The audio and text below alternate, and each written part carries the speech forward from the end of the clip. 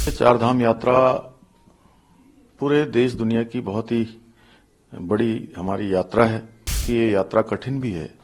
Yamunotri 5.5 kilometre लगभग पैदल मार्ग है, खड़ी चढ़ाई है, कमियां छूट जाती हैं, उन कमियों को पूरा करना है। अतिथियों का हमा विशेष रूप से उनकी चिंता करना, उनका सत्कार करना, उनको कोई असुविधा न हो, ये हमारा कर्तव्य है। 2 सालों में बहुत सारे हमने निर्णय लिए हैं, कठोर निर्णय लिए हैं, राज्य के हित में निर्णय लिए हैं। सिलकारा टनल भी हमारे लिए एक बहुत चुनौतीपूर्ण समय था।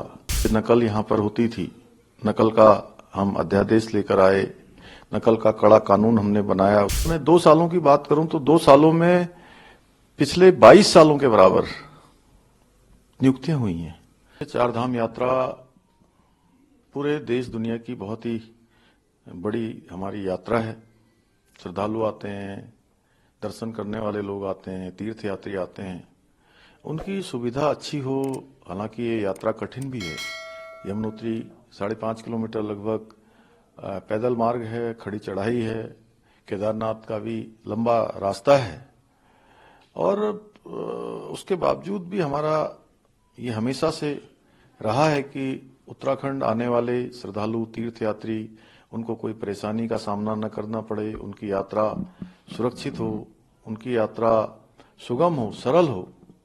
उस निमित्त हम लगातार बैठकें कर रहे हैं। लगातार पिछली यात्राओं का जो हमारा अनुभव रहा है, जो भी हमें और अच्छा करना चाहिए, जो भी कमियां छूट जाती हैं, उन कमियों को पूरा करना है, उस दिशा में हम लगातार काम कर रहे हैं। अच्छी यात्रा होगी, लोगों में बहुत उत्साह हमेशा इस यात्रा को लेकर रहता है।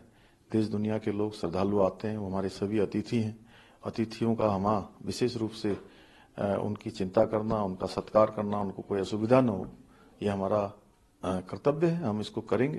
2 साल का कार्यकाल आपकी सरकार को हो गया है, उसमें जो बड़े काम आपने किए हैं, आने वाले 3 साल के लिए आपने और क्या एजेंडा तय किया है? देखिए, 2 सालों में बहुत सारे हमने निर्णय लिए हैं, कठोर निर्णय लिए हैं, राज्य के हित में निर्णय लिए हैं। इंफ्रास्ट्रक्चर के बहुत सारे काम करे हैं। जोशीमठ जैसी आपदा जो हमारे लिए बहुत कठिन समय था, जोशीमठ के लोगों के लिए, उत्तराखंड के लोगों के लिए, उस आपदा में हमको हमारे प्रधानमंत्री जी का, आदरणीय गृह मंत्री जी का, सबका सहयोग भी मिला, और उन्होंने व्यक्तिगत रूप से उसकी सारी चिंता करी। उसके कारण से हमको एक बड़ा पैकेज मिला। लेकिन इस प्रकार की घटनाएं भविष्य में न हो, उसका भी हम पूरा एक रोड मैप बना रहे हैं। बेरिंग कैपेसिटी का आकलन कर रहे हैं कि किस शहर की कितनी है, क्योंकि इस प्रकार की घटनाओं की पुनरावृत्ति न हो। सिलकारा टनल भी हमारे लिए एक बहुत चुनौतीपूर्ण समय था। हमने हमारे प्रधानमंत्री जी के मार्गदर्शन में, उनके आशीर्वाद से, उसको भी बहुत सुरक्षित तरीके से सफल रेस्क्यू अभियान हम कर पाए।